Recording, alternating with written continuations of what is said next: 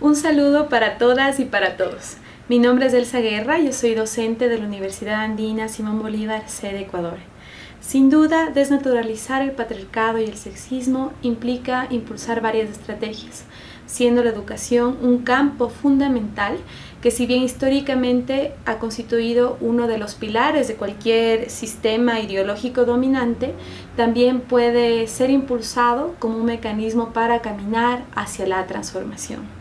En este contexto, estas cortas palabras tienen el objetivo de analizar brevemente las principales contribuciones de las teorías críticas, los feminismos y los estudios de género frente a la posibilidad de construir un modelo crítico, pedagógico de género en el campo educativo. Para cumplir esta finalidad, pues partiré explicando cuál es mi planteamiento o en qué sostengo mi planteamiento sobre el concepto de pedagogía, y luego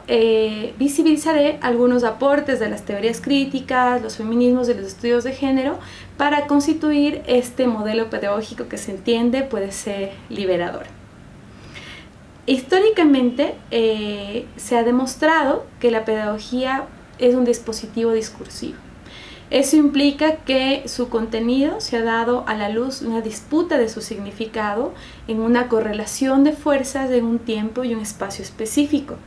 A partir de este elemento es que podemos considerar a la pedagogía como una técnica, como una disciplina, como una ciencia, cuando en el fondo lo más importante es evidenciar que es una forma de conocimiento que tiene un potencial fundamental, por cuanto a partir de este se impone un modelo educativo y con ello también una manera de mirar, de analizar y de reproducir la sociedad. Si bien hay varios conceptos sobre lo que se entiende como pedagogía, han sido las teorías críticas quienes han evidenciado a esta como una praxis ética política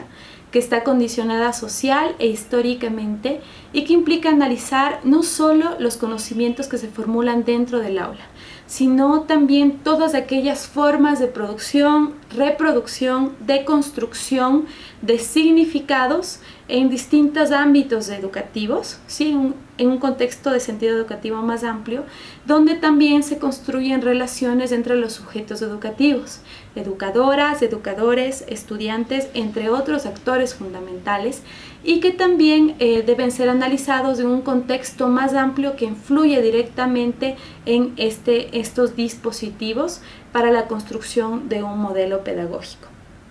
Desde este contexto es que a lo largo de la historia se han planteado varios modelos pedagógicos, pero han sido las pedagogías críticas quienes han evidenciado que un modelo pedagógico no es neutral ni objetivo, que habitualmente cumple una finalidad porque reproduce una forma de mirar la sociedad, una forma de validar un tipo de conocimiento que habitualmente puede ser hegemónico y que además también consolida un tipo de relaciones no solo en el campo educativo sino también en la misma sociedad. Desde las pedagogías críticas se han generado varios procesos a lo largo de la historia y en distintas latitudes del mundo. Sin duda, uno de los más relevantes ha sido el proceso latinoamericano, que ha criticado con fuerza cómo desde el capitalismo se ha intentado apropiarse de la educación para imponer un modelo educativo colonizador, eurocéntrico, que ha intentado sostener, ¿verdad?, un cúmulo de sistemas de opresión que todavía están presentes en distintos ámbitos, entre ellos en nuestros sistemas educativos latinoamericanos. Desde estas pedagogías críticas en el campo latinoamericano se ha evidenciado la potencialidad de la educación por lo menos en dos frentes. La primera es evidenciar cómo el aula puede ser un espacio de reproducción de un sistema o de varios sistemas dominantes, y la segunda ha sido evidenciar también cómo el espacio educativo puede entenderse como generar un proceso de resistencia y un proceso de ir sembrando transformación social. Respecto al primer escenario, es fundamental, por ejemplo, valorar cómo habitualmente los sistemas de opresión han generado un proceso de deshumanización del aula, Es decir, lo que planteaba Freire con esta idea de que han robado las conciencias de los individuos para convertirlos casi en objetos, en soldados que defienden un sistema. Y por otro lado, que han intentado despolitizar el aula, cuando el aula realmente es un escenario político, social, cultural, con diversos actores. Este proceso además ha hecho que históricamente se vayan silenciando voces que son fundamentales para la construcción de un conocimiento u otro. En el segundo campo, pues también, así como el aula puede ser un espacio de reproducción social, se entiende que el aula también puede ser un espacio de resistencia y de transformación. Pero ese proceso de resistencia y de transformación solo puede ser entendido replanteando o deconstruyendo un modelo habitualmente heteroestructurante, conductista, que lo que hace es reproducir y no deconstruir y transformar en el campo educativo.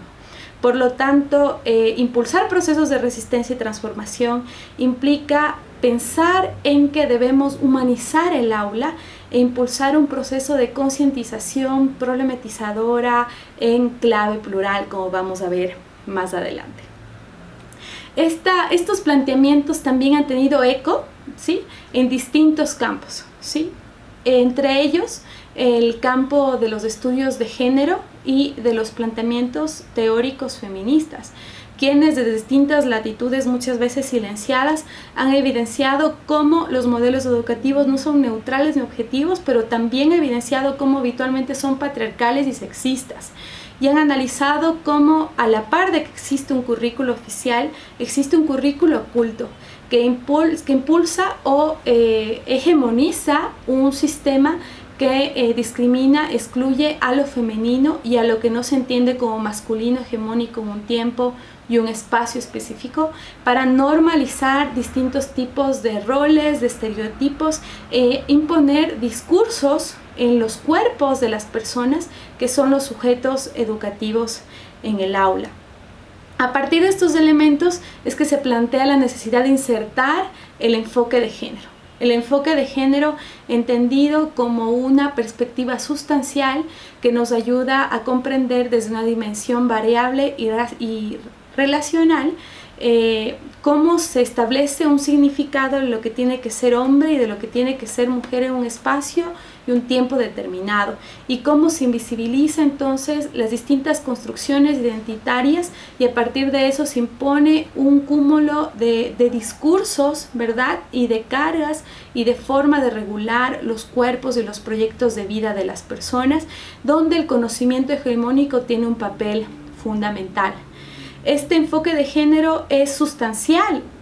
para redimensionar el modelo educativo, pero obviamente tiene que relacionarse con otros enfoques que lo que hacen es visibilizar la complejidad de la relación de los sistemas de opresión para generar exclusión y discriminación a las personas diversas. Es decir, el enfoque de género no puede divorciarse de mirarlo desde una dimensión intercultural o mirarlo desde otras dimensiones donde se activa el racismo, el capitalismo, la colonización, el adultocentrismo, entre otros. Por lo tanto, un modelo pedagógico crítico de género debería, por un lado, desmantelar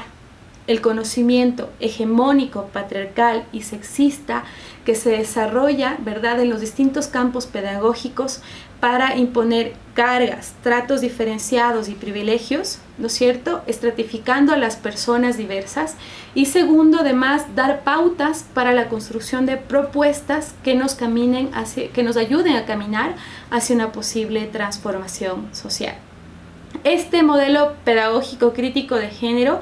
debería ser construido desde sus distintos componentes, es decir, un componente epistemológico, uno metodológico, otro evaluativo y otro en un contexto multidimensional educativo, comprendiendo que no solo hay que valorar el contexto que surge en el campo del aula, que es fundamental, porque ahí es donde se desarrollan relaciones asimétricas de poder, discriminación, diferentes tipos de violencia, sino también en un escenario interrelacionado más amplio, que es el campo del centro educativo, y luego el centro educativo relacionado con la sociedad de manera más amplia. Por ejemplo, en el campo epistemológico miramos cómo se ha evidenciado que hay una funcionalidad del conocimiento. ya sea para perseverar el statu quo o para generar procesos de transformación. Pero han sido varios estudios que han demostrado que históricamente el conocimiento ha asegurado una forma de mirar la realidad, unas formas de comportarse y estatus sociales, y además de hegemonizado los sistemas de opresión, capitalismo, nuevamente patriarcado, sexismo, adultocentrismo, provocando una colonización del pensamiento, ¿verdad? Y además una consolidación de las desigualdades estructurales. Si bien estos cuestionamientos, ¿verdad?, a este tipo de conocimiento hegemónico surgen desde distintas latitudes, nuevamente, la investigación busca potenciar aquellos aportes que surgen desde nuestra América, desde Latinoamérica, desde las epistemologías del sur, que lo que hacen es fomentar e impulsar un pensamiento crítico situado, reconociendo o revalorizando además todas aquellas aportes a las formas de conocimiento que surgen de los grupos históricamente subalternos o oprimidos, y que son epistemes fundamentales, microrrelatos para discutir y romper este sistema de orden epistemológico hegemónico, que lo que ha hecho es colonizar nuestro pensamiento, que lo que ha hecho es entonces reproducir una forma de mirar la realidad y con ello consolidar las distintas desigualdades. Estos planteamientos tienen